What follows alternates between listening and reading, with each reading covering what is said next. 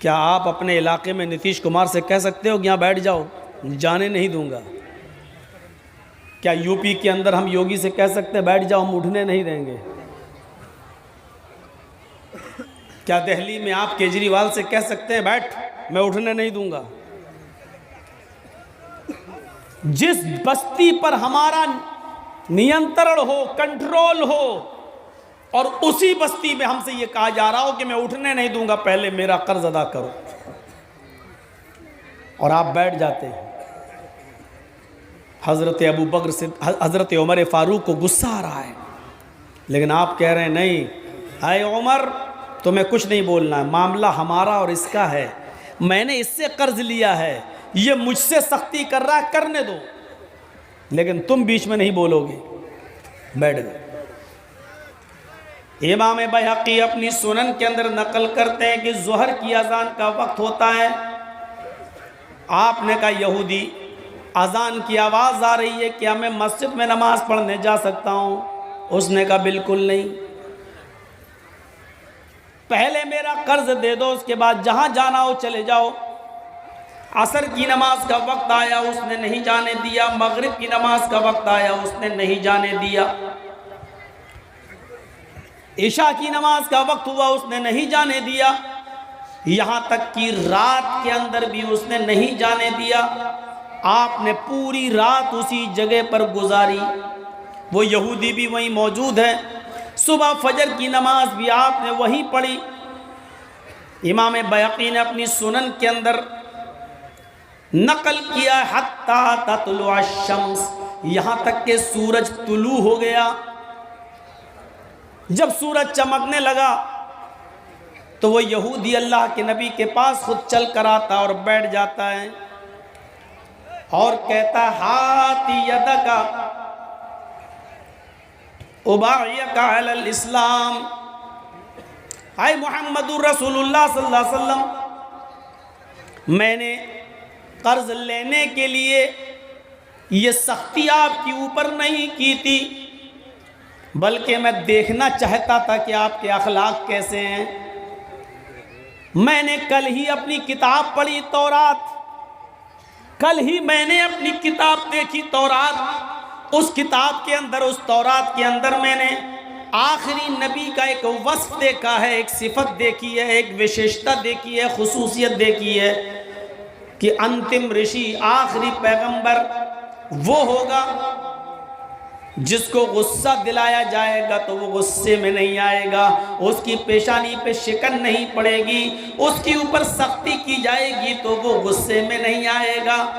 मैंने गुस्सा दिलाने की कोशिश की, मैंने आपको वरगलाने की कोशिश की, और ये देखना चाहता था कि मेरी किताब में आखिरी नबी की जो सिफत लिखी हुई है, जो गुण लिखा हुआ है, वो गुण आपके अंदर पाया जाता या नहीं पाया जाता। मैं ये देखना चाह रहा था। नबी अकरम ने उससे सवाल किया, तुमने अपनी किताब पढ़ी तौरात और ये वस्फ तुमने देखना चाहा, कैफ वजदतनाती, अपनी किताब के मुताबिक तुमने मेरा वस्फ कैसा पाया, तुमने मेरी सिफत कैसे पाई, तुमने मुझे कैसा महसूस किया? उसने कहा मेरी किताब तौरात में जो लिखा है वो आपकी खूबी बहुत कम लिखी है, आप तो उससे भी बढ़कर हैं, आपका अखलाक उससे भी बढ़कर है, आपके अंदर ये वस्फ उससे भी बढ़कर कूट कूट कर भरा हुआ है। अल्लाह के नबी ने कहा जब तुमने मुझे अपनी किताब के मुताबिक पूरा का पूरा पा लिया, मां मना का, तो तुम्हें कौन सी चीज रोक रही है कि तुम इस्लाम ले आओ? कौन सी चीज तुम्हें रोके हुए है? फिर तुम क्यों इस्लाम नहीं लाते हो? उस यहूदी का जवाब देखिए, हाथ यदका उबायका अलल इस्लाम, आए अल्लाह के नबी सल्लल्लाहु अलैहि वसल्लम, हम इस्लाम लाना चाहते हैं, आप अपना दाहिना हाथ बढ़ाइए। अल्लाह के नबी ने अपना दाहिना हाथ बढ़ाया, उस यहूदी ने अपना हाथ बढ़ाया और उसी वक्त उसने कलमा पढ़ा, अशहदु अल्ला इलाहा इल्लल्लाह व अशहदु अन्ना मुहम्मदन अब्दुहु व रसूलुहु, मैं इस बात का इकरार करता हूँ कि अल्लाह के अलावा कोई माबूद नहीं, और इस बात की गवाही देता हूँ कि मोहम्मद सल्लल्लाहु अलैहि वसल्लम अल्लाह के बंदे और उसके रसूल हैं। ये कलमा पढ़कर वो इस्लाम लाया। इस वाक़े से पता चलता है कि हुकूमत अपनी, सल्तनत अपनी, ममलिकत अपनी, पावर अपना, सब कुछ अपना, लेकिन इसके बावजूद क्या कह रहे हैं? नहीं, इसके ऊपर कोई जुल्म नहीं करेगा, मेरा इसका मामला है। और अल्लाह के रसूल ने किसी सहाबी को उस यहूदी पर जुल्म नहीं करने दिया।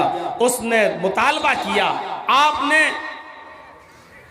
उससे कहा कि मेरे पास आज तो नहीं, उसने मजबूर किया, बैठने पर आप बैठ गए, लेकिन आपने उसके ऊपर जुल्म नहीं होने दिया। ये नबी की रहमत यहूदी के साथ थी, ये रहमत थी नबी अकरम की। कुरान ने सच कहा है, वमा अरसलनाका इल्ला रहमतल लिल आलमीन, हमने आपको सारी कायनात के लिए रहमत बनाकर भेजा है। कुरान पढ़ जाइए, जा बजा ईसा अलैहिस्सलाम का जिक्र किया है कुरान ने। कहीं पर भी आप नहीं देखेंगे कि ईसाइयों पर जुल्म और ज्यादती करने का हुक्म दिया हो अल्लाह ने या जनाब मोहम्मद रसूलुल्लाह सल्लल्लाहु अलैहि वसल्लम ने, कहीं नहीं। किसी भी तबके को आप उठाकर देख लीजिए, आपने किसी भी तबके के ऊपर जुल्म नहीं होने दिया, सबके साथ रहमो करम का मामला अपनाया। यहूदियों के साथ, ईसाइयों के साथ, मजूसियों के साथ, उस जमाने के तमाम ऐसे लोग जिन्होंने मक्के को मैं मजबूर कर दिया था मोहम्मद रसूलुल्लाह को और आपके साथियों, कभी हबशा हिजरत करने पर, कभी मक्के से मदीना हिजरत करने पर मारा, सताया, और जो सहाबा हिजरत करने के लिए तैयार हुए तो उनकी जमीन और जायदाद छीनी, उनका मालो दौलत छीना, कहा कि मदीने जा रहे हो जाओ, लेकिन शादी तुमने मक्के में की है, ये बेटी मक्के की है, तुम मदीने नहीं ले जा सकते। बीवी को छोड़ दिया। इधर से बाप आया, ये बेटी मेरी है, तुम्हें जाना है जाओ, लेकिन हम अपनी बेटी को मदीने नहीं ले जाने देंगे। ससुराल वालों ने बेटी छीन ली, छोटा बच्चा, 1 साल, 1.5 साल, 2 साल की उम्र, बाप ने इस बच्चे को अपनी गोद से लिया और चला। उधर से लड़के के माँ बाप आ गए, नहीं, ये बच्चा हमारे खानदान का चश्मो चिराग है, हम तुम्हारी शादी नहीं करवाते तो ये बच्चा नहीं आता, तुम इस बच्चे को भी बददीन बनाओगे, मोहम्मद के रास्ते पे चलाओगे, ये अपने बाप दादा का दीन छोड़ देगा। तुम्हें जाना है तो जाओ, लेकिन बच्चे को हमारे हवाले कर दो। बीवी को ससुराल वालों ने ले लिया, बच्चे को अपने घर वालों ने छीन लिया, लेकिन हिजरतों के सताए हुए, मालो दौलत जिनका ले लिया गया हो, बीवी बच्चे भी जिनके छीन लिए गए हो, इन्होंने सारी कुर्बानियां दी, लेकिन मदीने पहुंचे। मक्के वालों ने जुल्म की, इतने पहाड़ तोड़े थे कि मोहम्मद रसूलुल्लाह जब मक्का छोड़कर मदीने की तरफ रवाना हो रहे थे तो आखिरी दीदार खाने काबा का आप कर रहे थे, तो खाने काबा का गिलाफ पकड़कर ये कह रहे थे, ऐ काबा, मुझे तेरे बाशिंदों ने मजबूर कर दिया, जुल्म सितम कर करके हमें और हमारे साथियों को मजबूर कर दिया मक्का छोड़ने पर। ऐ काबा, अगर मुझे इस शहर के बाशिंदों ने मजबूर न किया होता तो मैं तुझे छोड़ के कभी न जाता।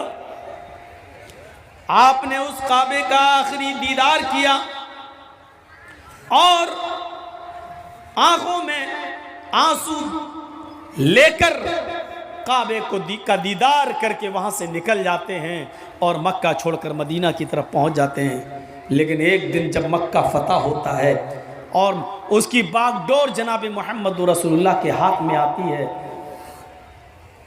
खाने काबा में घुस जाते हैं, हजरत अली के कांधे पर सवार हैं, छड़ी आपके हाथ में है। खाने काबा को पाक करने की ज़रूरत पड़ती है। सबसे पहले उन्हीं 360 मूर्तियों को हटाया जाता है, क्योंकि उसी को हटाने के लिए और उसी खाने काबा में तौहीद का डंका बजाने के लिए मोहम्मद को खातिमुन नबीय्यीन बनाकर भेजा गया था। इसलिए आज मक्का फतह हो गया है, मक्के से मूर्तियों का निकाला जाना, बुतों का निकाला जाना ज़रूरी था। मक्के में घुस जाते हैं, खाने काबा की एक एक मूर्ति को गिराते जाते हैं, एक एक मूर्ति पर लाठी मारते हैं, वो ज़मीन पर गिरती और टूट जाती। एक